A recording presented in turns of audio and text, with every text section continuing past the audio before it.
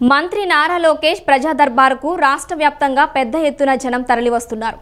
మాజీ ఎంపీ నందిగం సురేష్కు చెందిన tipper lorry ఢీకొని 4 ఏళ్ల తన మనవడు దుర్మరణం పాలయ్యాడని, తగిన న్యాయం చేయాలని తాళ్ల నాగరాజు అనే వ్యక్తి కన్నీటి పర్యాంతమయ్యారు.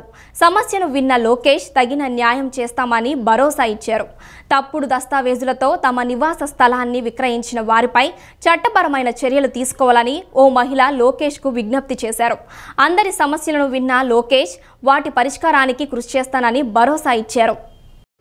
కష్టాల్లో ఉన్న వారికి నేనున్నానంటూ విద్యా, ఐటీ, ఎలక్ట్రానిక్స్ శాఖల మంత్రి నారా లోకేష్ భరోసా ఇస్తున్నారు.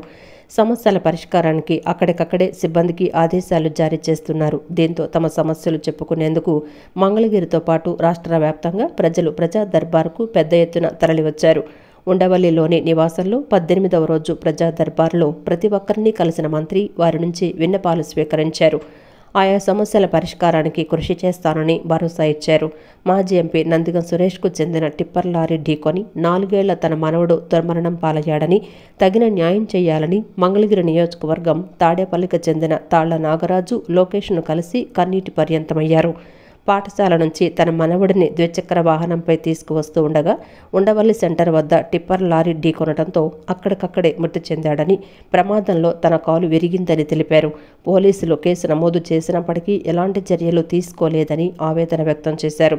నందిగం సురేష్ పేరు చెప్పి డ్రైవర్ బెదిరించాడని వాపోయారు.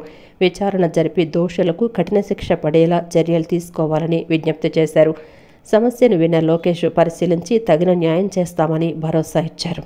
తప్పుడు దస్తావేజులతో తమ నివాస స్థలాన్ని విక్రయించిన వారిపై చట్టపరమైన చర్యలు తీసుకోవాలని మంగళగిరి నియోజకవర్గం ఉండవల్లికి చెందిన భవనాసి రాజరాజేశ్వరి నారా లోకేష్ను కలిసి విజ్ఞప్తి చేశారు. దుగ్గిరాల మండలం శృంగారపురంలో మట్టి రోడ్ల కారణంగా ఇబ్బందులు పడుతున్నామని, వర్షాకాలంలో మరీ అధ్వానంగా మారాయని, సీసీ రోడ్లు నిర్మించాలని గ్రామ సర్పంచి యలవర్తి అంకమయ్య కోరారు. పుట్టుకతోటే 2 కిడ్నీలు పాడైపోయిన తమ కుమారుడికి వైద్యం సాయం అందించి ఆదుకోవాలని మంగళగిరి పట్టణానికి చెందిన తాళ్లూరి శిరీష విజ్ఞప్తి చేశారు. ఆయా సమస్యల పరిష్కారానికి కృషి చేస్తానని లోకేష్ భరోసా ఇచ్చారు. రాష్ట్రంలో శాంతి భద్రతలకు ఆటంకం కలిగించేందుకు అరాచక వ్యక్తులు ప్రయత్నం చేస్తున్నాయని, అలాంటి వారు ఎవరైనా ఉపేక్షించేది లేదని ముఖ్యమంత్రి పేర్కొన్నట్లు హోంమంత్రి అనిత తెలిపారు. క్రిమినల్స్ను దండించే విషయంలో పార్టీలు, కులాలను పరిగణలోకి తీసుకునే ప్రసక్తే లేదని, శాంతి భద్రతల పరిరక్షణ కోసం కఠిన చర్యలు తీసుకుంటామని చెప్పారు.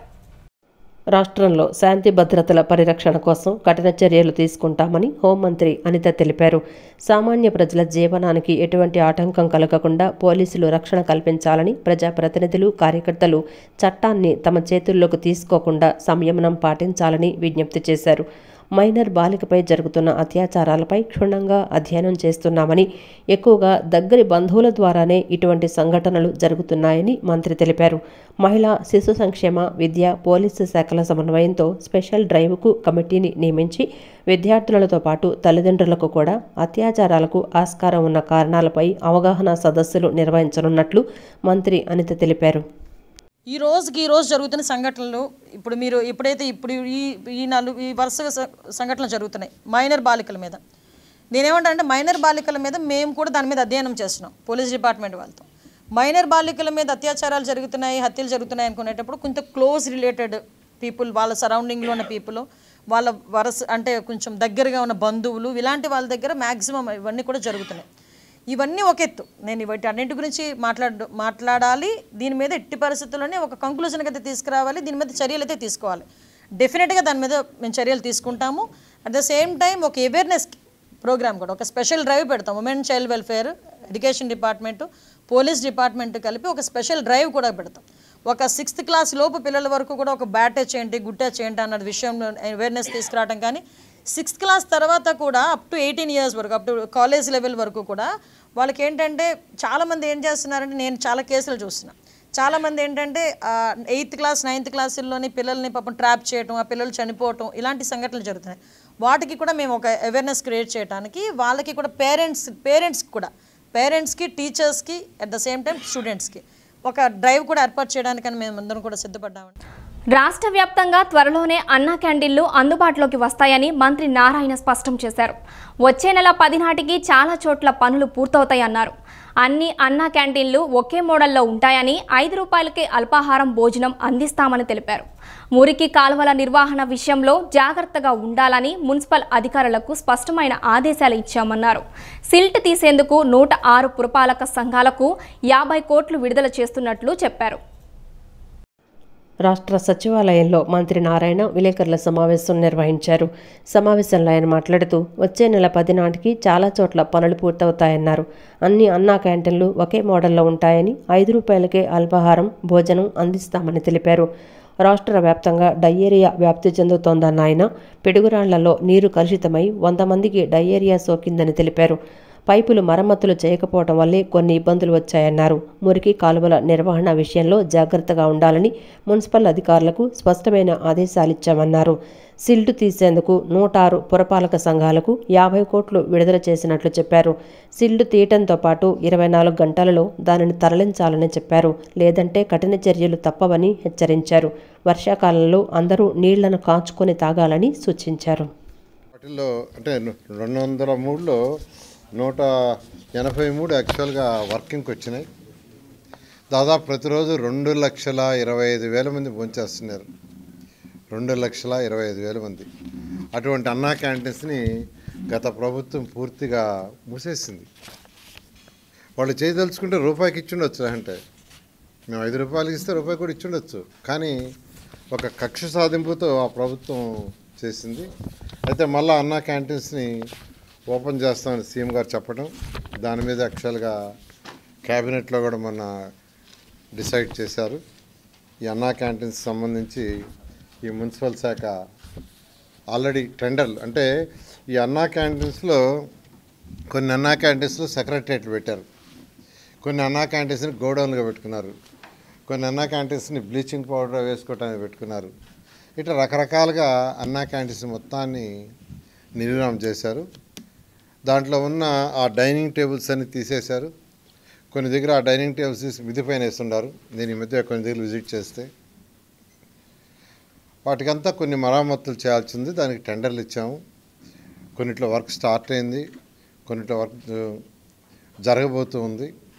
బహుశా ఈ వర్క్ అంతా నెక్స్ట్ మంత్ ఆగస్టు 10కి పూర్తి అయ్యేటట్టుగా ఆదేశం ఇచ్చాం. టీడీపీ బీజేపీలతో కలిసి జనసేన కార్యకర్తలు పనిచేయాలని, ప్రభుత్వ కార్యక్రమాలను ప్రజలకు వివరించాలని నాదెండ్ల పిలుపునిచ్చారు. ఏ వ్యక్తుల వల్ల పార్టీ నడవదని, వ్యక్తిగత ప్రయోజనాలతో ముందుకెళ్తే వారికే నష్టమని పోతిన మహేష్ను ఉద్దేశించి వ్యాఖ్యానించారు. కార్పొరేషన్ ఎన్నికల కోసం ఇప్పటి నుంచే అంకిత భావంతో పనిచేయాలని ఆయన పిలుపునిచ్చారు. జనసేన సభ్యత్వ నమోదు కార్యక్రమం నేటి నుంచి ప్రారంభమైంది. విజయవాడ భవానీపురంలో సభ్యత్వ నమోదు కార్యక్రమంలో మంత్రి నాదెండ్ల మనోహర్ పాల్గొన్నారు. ఈ సందర్భంగా ఆయన మాట్లాడుతూ పార్టీ సభ్యత్వ నమోదు అంటే ఎమోషన్తో కూడుకున్నదని చెప్పారు. ప్రస్తుతం 6 లక్షల సభ్యత్వాలు ఉన్నాయని, ఈసారి 10 లక్షలు దాటాలని నాదెండ్ల మనోహర్ అన్నారు. కొత్తగా పార్టీలోకి వచ్చేవారిని సహృదయంతో చేర్చుకోవాలని చెప్పారు. తాము సభ్యత్వంతో పాటు 5 లక్షల బీమా ఇస్తున్నామని అన్నారు. తమ కార్యకర్తలే జనసేనను ఇంతవరకు తీసుకొని వచ్చారని తెలిపారు. వారు సొంత ధనాన్ని ఖర్చు పెట్టుకొని అనేక పోరాటాలు చేశారని నాదెండ్ల మనోహర్ చెప్పారు. ప్రమాదవశాత్తు ప్రాణాలు కోల్పోయిన వారికి ఈ 3 ఏళ్లలో 20 కోట్ల రూపాయల బీమా ఇచ్చామని తెలిపారు. తమ పార్టీ అధినేత డిప్యూటీ సీఎం పవన్ వ్యక్తిత్వం వల్లే ప్రజల్లో పార్టీకి విలువ వచ్చిందని చెప్పారు. ప్రజల సమస్యలపై స్పందించే మనస్తత్వం జనసేన పార్టీకి ఉందని నాదెండ్ల మనోహర్ తెలిపారు. ఎన్నికల ముందు కొందరు స్వార్థపూరిత ప్రయోజనాల కోసం పార్టీ నుంచి వెళ్లిపోయారని చెప్పారు. అటువంటి పరిస్థితుల్లో కార్యకర్తలు పార్టీకి అండగా నిలబడ్డారని తెలిపారు. కార్పొరేషన్ ఎన్నికల కోసం ఇప్పటి నుంచే అంకిత భావంతో పనిచేయాలని అన్నారు. ప్రారంభించుకుంటున్నాం. ఎన్నికలప్పుడు కొన్ని ఇబ్బందులు ఇచ్చినప్పుడు చాలామంది నియోజకవర్గం నుంచి తెనాలి వరకు పాపం ప్రయాణం చేసి మన జన సైనికులు, వీర మహిళలు, మన నాయకులు ఎంతో ఆవేదనతోటి, ఆందోళనతోటి నమ్ముకున్న వ్యక్తి పార్టీని వదిలి వెళ్ళిపోయారు. మరి మా పరిస్థితి ఏంటి అని పాపం వాళ్ళు బాధపడ్డారు. దానికి సమాధానం ఈరోజు ఈ సభ.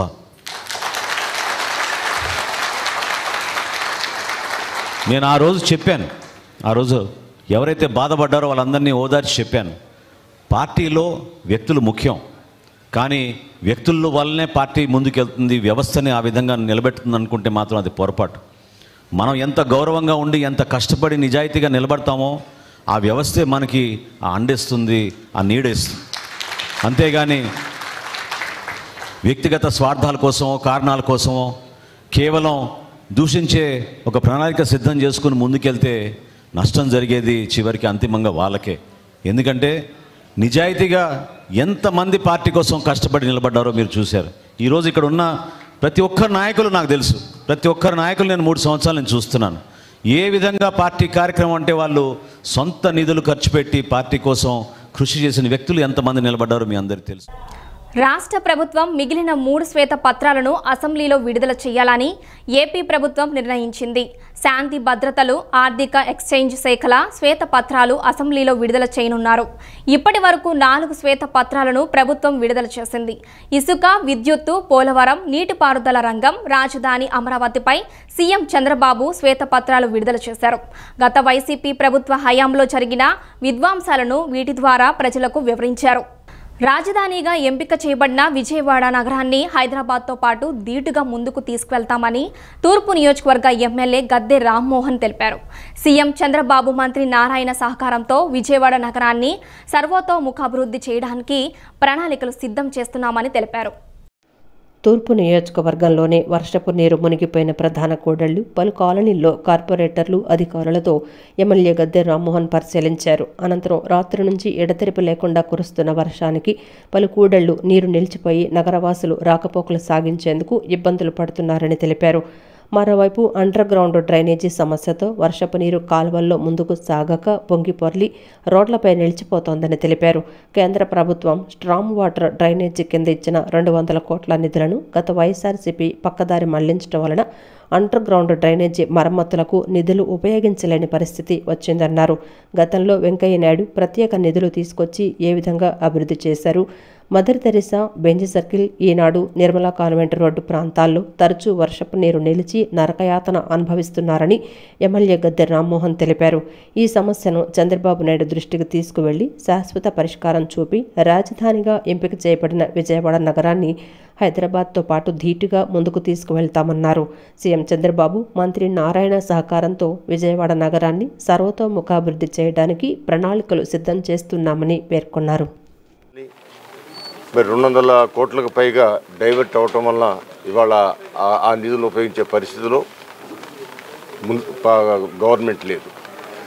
అందువల్ల ప్రత్యేకమైన నిధులు తీసుకొచ్చి కేంద్ర ప్రభుత్వం నుంచి మా ఎంపీ కేసీఆర్ చిన్ని గారి సహకారంతో దాని మీద ఒక ప్రణాళిక ఏ విధంగా 2014-19లో వెంకయ్యనాయుడు గారి సహకారంతో మనం సాధించామో అదే విధానంలో ఖచ్చితంగా నిధులు తీసుకొచ్చి దీన్ని పరిష్కరించాల్సిన అవసరం ఉంది. ప్రధానమైన కోడలు ఏదైతే ఉందో అది మదర్ తెరిసా విగ్రహం దగ్గర కావచ్చు, లేకపోతే బెంచ్ సర్కిల్లో అవ్వచ్చు, ఈనాడు దగ్గర కావచ్చు, లేదా నిర్మలా కాన్వెంట్ దగ్గర కావచ్చు, ఇంకా చాలా చోట్ల చాలా సమస్యలు ఉన్నాయి. ఈ నీటి మునుగుతో ప్రజలు ఇబ్బంది పడే సమస్యలు ఉన్నాయి. వీటన్నిటికీ కూడా మేము నిరంతరం దీనికోసం ఈ ప్రభుత్వం నారా చంద్రబాబు నాయుడు దృష్టిలో తీసుకువెళ్ళి దానికి కావాల్సిన నిధుల్ని సమీకరిస్తాం. దాంతోపాటు ప్రతి ఒక్క రోడ్డు కూడా సిమెంట్ రోడ్డు చేయడానికి మేము ప్రయత్నం చేయడం జరుగుతూ ఉంది. ఈ 3 రాజధానిగా ఎంపిక చేయబడిన ఈ విజయవాడ నగరాన్ని మరి హైదరాబాద్ నగరంతో సమానంగా తీసుకెళ్ళడానికి మేము ఒక ప్రణాళిక మేము కార్పొరేటర్లు, సాంబశివరావు గారు వీళ్ళందరూ కూడా కలిసి ముఖ్యమంత్రి గారితో ఒక మీటింగ్ కూడా ఏర్పాటు చేసుకున్నాం. నారాయణ గారు కూడా మంత్రిగా నారాయణ గారితో కూడా చెప్పడం జరిగింది. ఆయన ఒక 4-5 రోజులు అధికారులతో కలిసి మీటింగ్ చేసుకుని ఈ విజయవాడ నగరాన్ని సర్వముఖ అభివృద్ధి చేసుకోవడానికి అవకాశాన్ని మేము ఆలోచించి అధికారుల సహకారంతో దాన్ని పూర్తి చేస్తామని కూడా. ఏలూరు జిల్లా ఆగిరిపల్లి మండలం సాంఘిక సంక్షేమ శాఖ బాలిక వసతి గృహం నుంచి పారిపోతున్న 3 బాలికలను పోలీసులు వారి తల్లిదండ్రులకు అప్పగించారు. ఉదయం 5 గంటల సమయంలో 3 బాలికలు రోడ్డు మీద ఒంటరిగా వెళ్తుండడాన్ని గమనించిన ఓ ప్రైవేట్ కంపెనీలో పనిచేసే సెక్యూరిటీ గార్డ్ బాలికలను ఆపి వారి వివరాలు తెలుసుకున్నాడు. కండక్టర్ సహాయంతో ఆర్టీసీ బస్సులో ఎక్కించుకొని నున్న పోలీస్ స్టేషన్ వద్ద బస్సు ఆపి బాలికలను పోలీసులకు అప్పగించారు. పోలీసులు బాలికల వివరాలు సేకరించి తల్లిదండ్రులకు అప్పగించడంతో పాటు బాధ్యతగా వ్యవహరించిన ప్రైవేట్ సెక్యూరిటీ గార్డ్ కండక్టర్కు నగదు బహుమతిని అందజేశారు. విజయవాడ నున్న పోలీస్ స్టేషన్లో పశ్చిమ డీసీపీ టి హరికృష్ణ, నున్న పోలీస్ స్టేషన్ సిఐ దుర్గాప్రసాద్ విలేకరుల సమావేశం నిర్వహించారు. వసతి గృహం నుంచి పారిపోయి వచ్చిన బాలికలను వారి తల్లిదండ్రులకు ఏ విధంగా అప్పగించింది వివరాలను వెల్లడించారు. జకంపూడికి చెందిన 10 ఏళ్ల బాలిక, సింగనగర్కు చెందిన 10 ఏళ్ల బాలిక, హనుమాన్పేటకు చెందిన 8 ఏళ్ల బాలిక ఏలూరు జిల్లా ఆగిరిపల్లి మండలం సాంఘిక సంక్షేమ శాఖ బాలిక వసతి గృహంలో ఉంటూ అక్కడే ప్రభుత్వ పాఠశాలలో చదువుకుంటున్నారు. 3 బాలికలు ఈరోజు ఉదయం 5 గంటల ప్రాంతంలో వసతి గృహం నుంచి పారిపోయి బయటకొచ్చారు. కూరపాటి రాజేష్ అనే యువకుడు రిలయన్స్ కంపెనీలో సెక్యూరిటీ గార్డుగా పనిచేస్తున్నాడు. డ్యూటీకి వెళ్లేందుకు బస్ కోసం రోడ్డు మీదకు రాగా 3 బాలికలు రోడ్డు మీద ఒంటరిగా నడుచుకుంటూ వెళ్లటాన్ని గుర్తించాడు. అనుమానం వచ్చి వారితో మాట్లాడగా వసతి గృహం నుంచి తాము వచ్చేసినట్లు చెప్పారు. వారి తల్లిదండ్రుల ఫోన్ నెంబర్ అడిగి తీసుకొని మాట్లాడారు. ఆ పిల్లలను ఒంటరిగా వదిలేయకుండా కండక్టర్ సహాయంతో ఆర్టీసీ బస్సులో ఎక్కించుకొని నున్న పోలీస్ స్టేషన్ దగ్గర బస్ ఆపి 3 బాలికలను పోలీసులకు అప్పగించారు. పోలీసులు బాలికల వివరాలు సేకరించి వారి తల్లిదండ్రులతో మాట్లాడి వారికి అప్పగించారు. సకాలంలో స్పందించి బాధ్యతగా వ్యవహరించిన private security guard Koorapati Rajesh bus డ్రైవర్కు పోలీస్ కమిషనర్ రాజశేఖర్ బాబు ఆదేశాల మేరకు ప్రత్యేకంగా అభినందిస్తూ వారి తల్లిదండ్రులకు అప్పగించారు. ఈ విధంగా సమాజంలో ప్రతి పౌరులు సకాలంలో వారి వారి బాధ్యతలను సక్రమంగా నిర్వహిస్తూ పోలీసు వారికి సమాచారం ఇచ్చి సహకరిస్తే నేరాలు అరికట్టవచ్చని డీసీపీ హరికృష్ణ తెలిపారు. కండక్టర్తో కూడా మాట్లాడి చక్కగా వాళ్ళతో కూడా లైసెన్స్ తీసుకుని పిల్లల్ని బస్సు ఎక్కించి నేరుగా నున్న పోలీస్ స్టేషన్కి తీసుకురావడం జరిగింది. నిజంగా ఇది మామూలుగా అయినా తీసుకొచ్చాడు కాబట్టి ఓకే. ఆ పిల్లలు ఇంటికి గుర్తొచ్చి ఇల్లు గుర్తొచ్చి అమ్మ నాన్న గుర్తొచ్చి వెళ్ళారన్నట్టుగా ప్రస్తుతానికి ప్రాథమికంగా వాళ్ళు చెప్తున్నది మేము ఒకసారి వెరిఫై చేస్తాము. బట్ హౌఎవర్ అలాగా ఇంటికి చేరుంటే పర్వాలేదు, కానీ కాకుండా ఒక గార్డెన్ కానీ ఒక హాస్టల్లో వార్డెన్ కానీ లేకపోతే ఈ పిల్లలకు సంబంధించినటువంటి పేరెంట్స్ కానీ ఒక కస్టోడియన్గా ఉండి తీసుకెళ్ళి జాగ్రత్తగా ఇంటికి తీసుకెళ్ళాలి. కానీ సేఫ్టీ లేకుండా చిన్నపిల్లలు ఇలా బయటకు రావడం, తర్వాత లక్కీగా పాపం ఈ సెక్యూరిటీ గార్డు ఆర్టీసీ వాళ్ళంతా పెద్ద మనసుతోటి బాధ్యతగా తీసుకొచ్చి పోలీస్ స్టేషన్కి అప్పగించడం అనేది చాలా గ్రేట్. ప్రతి సిటిజన్ కూడా దీని నుంచి కొంత స్ఫూర్తిని తీసుకోవాలి. ఇది మంద కాదులే. ఇప్పుడు ఈ రోజుల్లో ఏమవుతుందంటే ఏదైనా సంఘటన జరుగుతున్నప్పుడు ఎంతసేపు మొబైల్లో ఇది రికార్డ్ చేద్దామా అనేసి సర్క్యులేట్ చేద్దామనే ధ్యాసలో ఉన్నారు. కానీ ఒక మంచి పని చేద్దాం, ఈ పిల్లలకి సేఫ్టీ చూద్దాం అనేసి ఆలోచించే పెద్ద మనసు ఉన్నటువంటి వాళ్ళు ఇలాంటివి ఉన్నారు. ఇంకా ప్రజాస్వామ్యంలో 4th ఎస్టేట్గా పిలువబడే మీడియా వైసీపీ ప్రభుత్వంలో అనగదొక్కబడిందని, నేడు అధికారం పోయినా వాస్తవాలను వెలుగులోకి తెచ్చే మీడియాపై వైసీపీ నేతలు ఇష్టానుసారం మాట్లాడడాన్ని ఖండిస్తున్నట్లు సెంట్రల్ ఎమ్మెల్యే బోండా ఉమా అన్నారు. వైసీపీ రాజ్యసభ సభ్యుడు విజయసాయిరెడ్డి వ్యాఖ్యలను తీవ్రంగా ఖండిస్తున్నట్లు తెలిపారు. పోలీస్ అధికారులు కూడా విజయసాయిరెడ్డిపై కేసులు బుక్ చేయాలన్నారు. కూటమి ప్రభుత్వం మీడియాకు అండగా స్వేచ్ఛకు భంగం వాటిల్లకుండా ఉంటుందన్నారు. విజయసాయిరెడ్డి మీడియాపై చేసిన అనుచిత వ్యాఖ్యలకు నిరసనగా జర్నలిస్టు సంఘాల ఐక్యవేదిక, ప్రజా సంఘాలు ఆధ్వర్యంలో గాంధీనగర్ ధర్నా చౌక్లో మహాధర్నా నిర్వహించారు. ప్రజా సంఘాలు, వివిధ పార్టీల నాయకులు నిరసన కార్యక్రమంలో పాల్గొన్నారు. విజయసాయిరెడ్డి చేసిన వ్యాఖ్యలపై క్షమాపణ చెప్పాలి అంటూ డిమాండ్ చేశారు. పెద్ద ఎత్తున వివిధ సంస్థల జర్నలిస్టులు హాజరయ్యారు.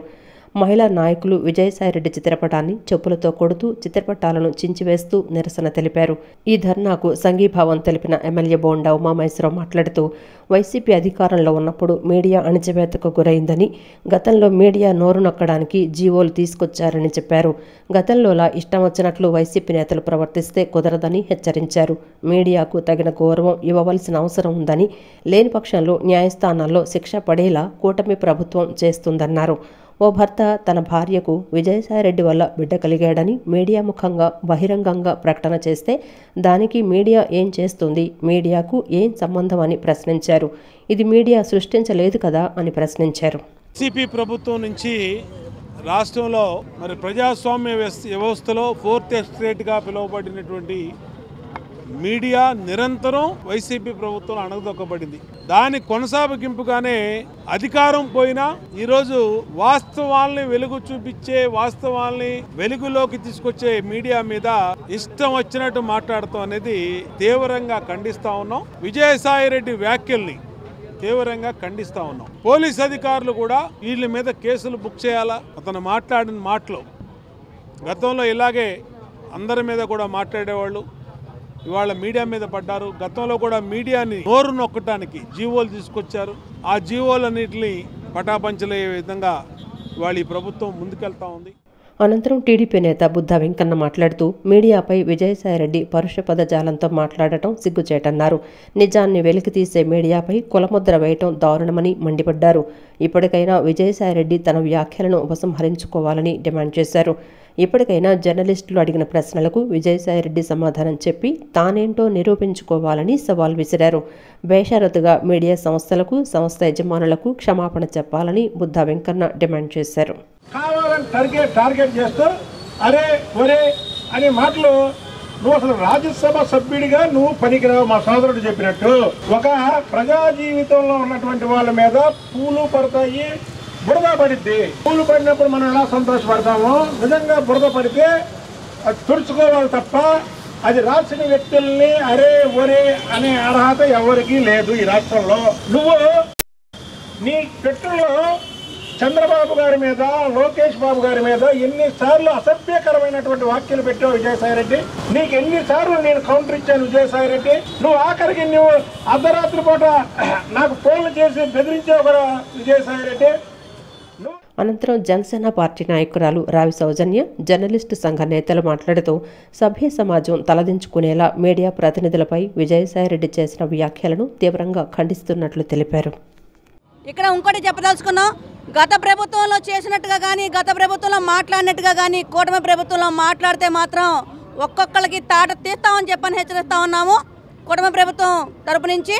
అలానే ఏదైతే మదన్ మోహన్ అనే వ్యక్తి ఇచ్చిన కంప్లైంట్ ఆధారంగా, కేవలం కంప్లైంట్ ఆధారంగా మాత్రమే, కనీసం ఆ వ్యక్తి యొక్క మహిళ యొక్క పేరు కూడా తీయకుండా వంశీ గారు ఇచ్చిన విశ్లేషణకి ఆయన మీద చేసిన వ్యాఖ్యలు చాలా దారుణం. అసలు కనీసం ఆ మహిళ పేరు తీయలా, కేవలం కంప్లైంట్లో ఇచ్చిన విశ్లేషణ మాత్రమే ఆయన చేశారు. ప్లస్ ఆ బాధిత మహిళ బాధిత అంటే ఇక్కడ మహిళకు అన్యాయం జరిగితే వందలాది మహిళ విజయసాయిరెడ్డో లేకపోతే ఇంకో సుభాష్ రెడ్డో కారణం అనే భావనతో ఆయన ఒక ప్రభుత్వ సంస్థకు ఫిర్యాదు చేశాడు. ఎవరైతే తన భార్య పనిచేస్తుందో ఆ విభాగం, ఎండోమెంట్ విభాగం, దానికి సంబంధించి ఫిర్యాదు చేసినప్పుడు దాని మీద ఈ మీడియా స్పందించింది అంతే తప్ప విజయసాయిరెడ్డి గురించి ఎక్కడ వ్యక్తిగతంగా వెళ్ళలేదు అసలు దీనికి సంబంధించి. మరి ఆ విషయాన్ని గమనించకుండా ఎట్లా పడితే అట్లా వాడు వీడు ఇట్లా మీడియా సభ్యులకు సంబంధించిన కుటుంబ సభ్యుల ప్రస్తావన అంటే నీచమైనటువంటి వ్యక్తి అని తన వ్యక్తిత్వాన్ని రుజువు చేసుకున్నాడు. ప్రతి పేదవాడికి కార్పొరేట్ వైద్యం అందాలనేది ముఖ్యమంత్రి చంద్రబాబు లక్ష్యమని విజయవాడ సెంట్రల్ నియోజకవర్గ ఎమ్మెల్యే బోండా ఉమామహేశ్వరరావు అన్నారు. ఏ అనారోగ్య సమస్యతో ఆసుపత్రికి వచ్చిన వారికి ఎన్టీఆర్ వైద్య సేవ ద్వారా చికిత్స చేయాలని ముఖ్యమంత్రి సూచించడం జరిగిందన్నారు. ప్రభుత్వ పథకాల ద్వారా వైద్య సేవలను ప్రజలకు అందించేందుకు ప్రశాంతి హాస్పిటల్ ముందుకు రావటం, ఎన్టీఆర్ వైద్య సేవా విభాగం ప్రారంభించడం అభినందనీయం అన్నారు. విజయవాడ సెంట్రల్ నియోజకవర్గం పైపుల్ రోడ్డు సమీపంలోని ఆర్ఎన్బి కాలనీ మొదటి రోడ్డులో ఉన్న ప్రశాంతి మల్టీ స్పెషాలిటీ హాస్పిటల్లో ఎన్టీఆర్ వైద్య సేవా విభాగాన్ని సెంట్రల్ నియోజకవర్గ ఎమ్మెల్యే బోండా ఉమామేశ్వరరావు జ్యోతి ప్రజ్వలన చేసి ప్రారంభించారు. ఎన్టీఆర్ వైద్య సేవా విభాగంలో ఏర్పాటు చేసిన బెడ్లను, సదుపాయాలను పరిశీలించారు. అనంతరం ఎమ్మెల్యే మాట్లాడుతూ గత 5 సంవత్సరాలుగా భ్రష్టు పట్టిన ఆరోగ్యశ్రీ వ్యవస్థను గాడిలో పెడుతున్నామని అన్నారు. దాదాపు 1200 కోట్ల రూపాయలు బిల్లులు చెల్లించలేదని, డాక్టర్లు గతంలో ధర్నాలు చేశారని, ఈ పథకం నుంచి అనేక ఆసుపత్రులు బయటకొచ్చాయన్నారు.